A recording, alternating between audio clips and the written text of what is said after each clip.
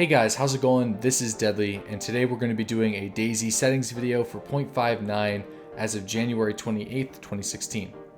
To start things off, we're going to be talking about the new UI and the configuration files before we even launch DayZ. The reason why we're going to be enabling the new UI is to give us a 10 to 15 frame boost in cities in Chinaris. To enable a new UI, you want to go to your Steam, you want to right click on DayZ and go to Properties. Go to Set Launch Options and type in -new UI. If you want to learn more about the new UI, then I highly recommend going to my video that I just uploaded a few days ago discussing the new UI and some of the changes it has on the game. Once you have the new UI enabled, you're going to want to go to your configuration file.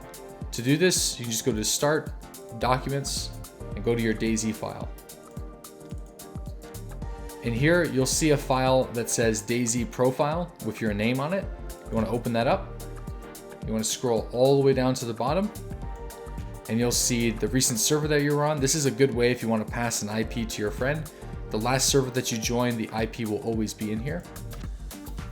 But the most important part is your scene complexity, your shadow Z distance, your view distance, and your preferred object view distance. I highly recommend that you have at least 200,000 scene complexity, or at most 250,000.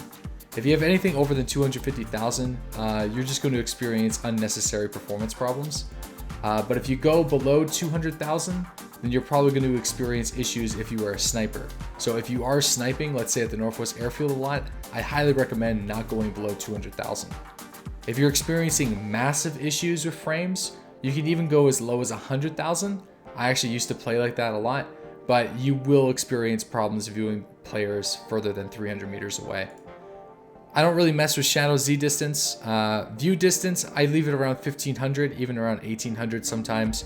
And preferred object view distance, I have it as 1000 because I don't really need to be seeing objects further than 1000 meters away. That's basically it for your configuration file. Mess around with these settings to see what works best for you. And again, my computer settings will be in the description box. Sometimes you might have to go a little bit more crazy on the configuration files. It's all about experimenting. So now that we've done the configuration file and we've enabled the new UI, it's time to get into the game. Now, once you're in the game, you can just go to Configure. And under Configure, we're going to first start talking about the new chat system. So with the new UI, you can actually disable system chat and global chat. And if you're streaming or making YouTube videos, I highly recommend that you disable both of these options.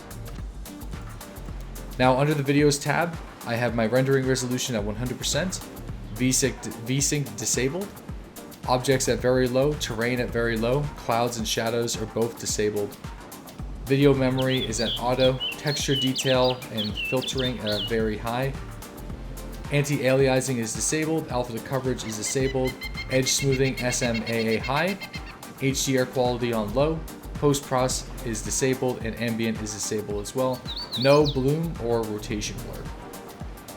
But that basically sums up my settings that I use on a daily basis for my live stream. If you guys found this helpful, let me know what you think in the comment section below. If you want to share any tips with anybody who is experiencing problems, then you can do so in the comments. But keep in mind, these may not be absolutely perfect, but they work for me and allow me to stream at around 45 to 60 frames per second in most areas of DayZ, except for like Electro, where I still experience about 25 to 30 frames. Off stream though, I have absolutely no problems with anything in this game.